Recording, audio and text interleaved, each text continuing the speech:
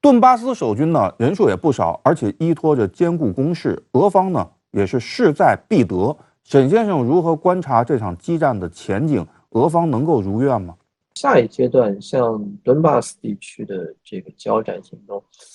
很可能是多种行动交织在一起，包括某种形式的这种解决，因为曾经在叙利亚那些地方都出现过类似的情况，就是一些据点被围上之后，后来武装人员是放下武器，然后交换就是乘坐大巴，然后他就离开这些场地，他就走掉了。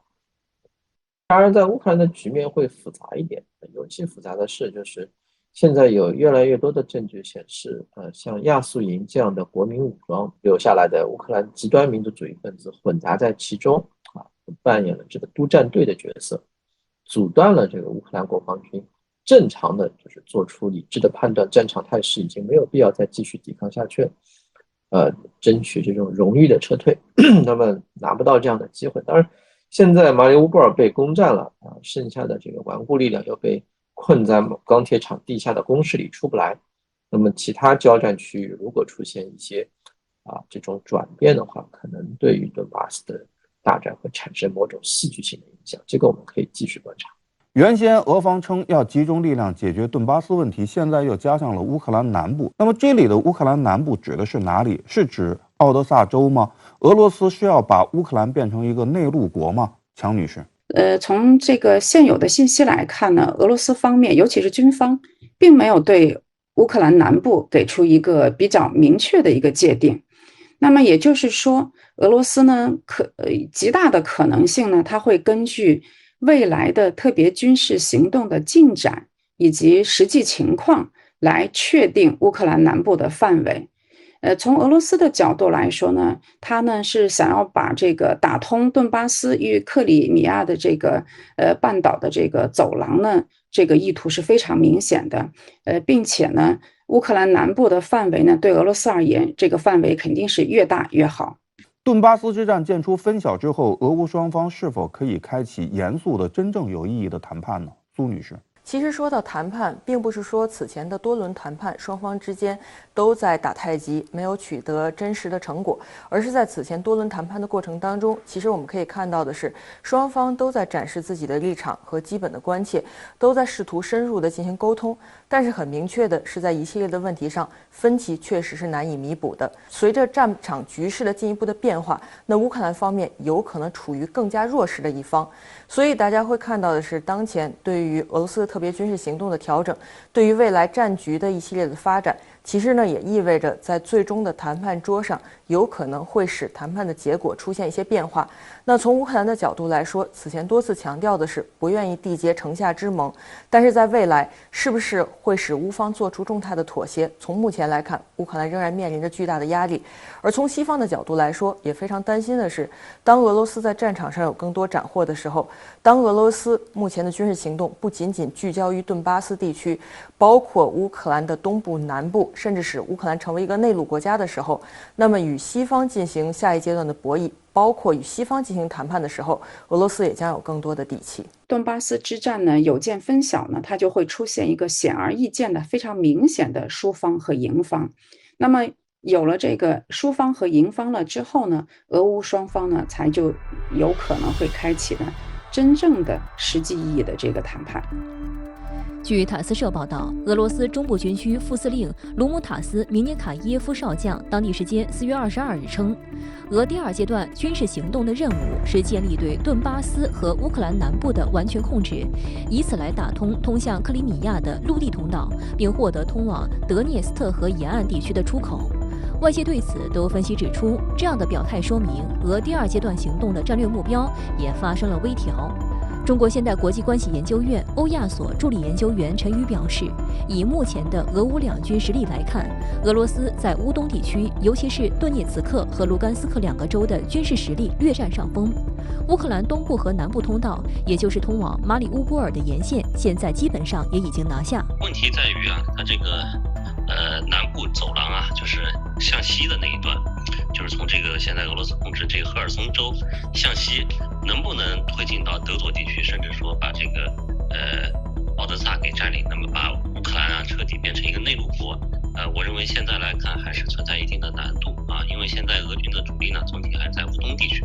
他在赫尔松一线呢已经没有太多的可以继续投入的兵力，虽然他前期很早就已经占领了赫尔松中的大部分的地区，但是呢，其实赫尔松州内部啊还是有挺多的对俄军的这个抵抗，所以他在这个区域其实控制的能力是有限的。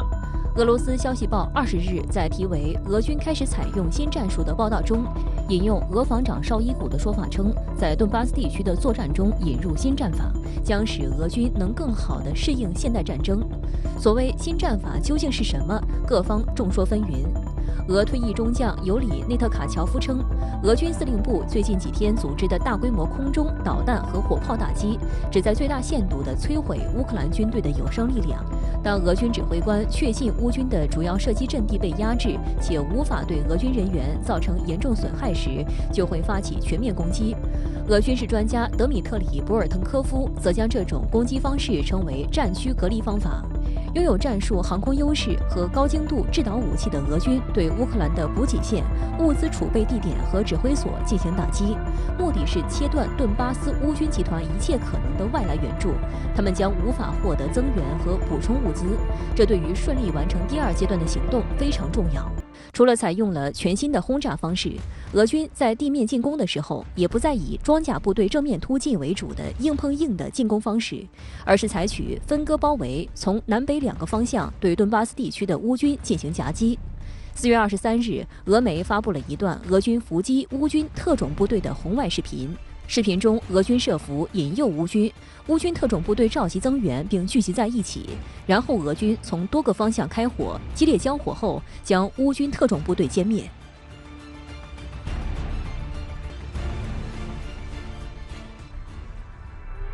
Якби ми отримали доступ до всієї тієї зброї, якої потребуємо, яка є у наших партнерів і яка співставна зі зброєю, яку використовує Російська Федерація, ми... Ukraine needs weapon supplies. We need heavy artillery, armed vehicles, air defense systems and combat aircraft.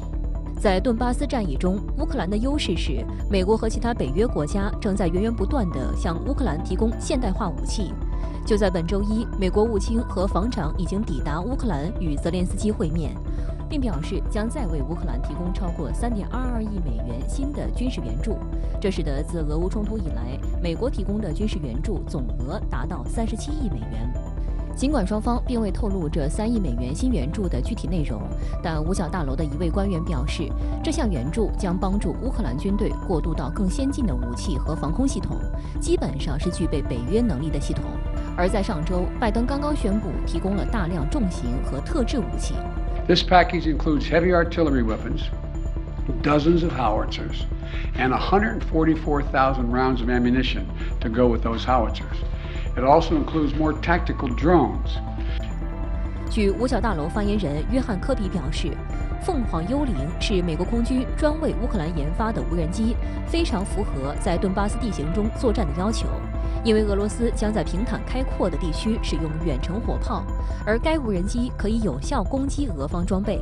如弹簧刀无人机一样，在使用凤凰幽灵无人机前，乌克兰军人需要进行一些培训。此外，科比还称，一部分乌克兰士兵开始接受操作榴弹炮的培训，这些榴弹炮已经抵达乌克兰。不过，由于乌克兰军方此前使用的都是俄制的武器，在大量西方武器涌入乌克兰前线的情况下，如何让乌克兰士兵熟练掌握这些武器的使用，仍然是一个问题。西方对乌克兰输送武器啊，大多数啊还是争取是一方面是这种比较便携式的武器啊，毒刺啊、标枪啊这种便携式的防空系统、便携式的反坦克导弹啊，这些呢是比较容易上手。另外一种呢就是东欧国家的原苏联制的这些武器，包括 S-300的这个防空导弹系统，包括这个捷克啊方面给乌克兰输送的这个主弹坦克啊也是苏制的。那么这种武器，那么美国呢通过这个置换的方式，就等于你一些东欧国家给乌克兰输送了这些原苏联制造武器之后呢，美国再给他新式的那个西方的武器。大量的新式武器已经就位，如何交付给乌军一直是难题。目前，俄罗斯已经掌控了乌克兰的制空权，俄军拦截不可不防。在乌克兰周边国家里，匈牙利拒绝致命武器过境，罗马尼亚和斯洛伐克与乌克兰有山脉阻隔，而美军在波兰东南部本就设有军用机场和军事基地。因此，以美国为首的北约国家在陆路通道主要通过波兰向乌克兰运输军事援助。此前，英国皇家联合军种研究所的欧洲安全问题研究员阿诺德表示，从波兰进入乌克兰主要有2条线路，一条路线是靠近白俄罗斯边境的路线，另一条则是稍微靠南的路线。但是这些路线并不安全，俄军可以选择从白俄罗斯的西南部出发，拦截即将进入乌克兰的装备。不过，在过去一段时间，俄方并没有彻底切断这条路线。有分析认为，这是由于俄方并不愿意与更多西方国家产生冲突，导致事态升级。此外，美国向乌克兰提供的这些武器究竟落到谁的手里，目前无人能够确认。上周，一些美国官员对美国有线电视新闻网说，美国政府正在忙乱地追踪近几个月向乌克兰武装部队输送的大量致命性武器援助。他们表示，美国情报机构几乎没有能力追踪送往终端用户的武器去向。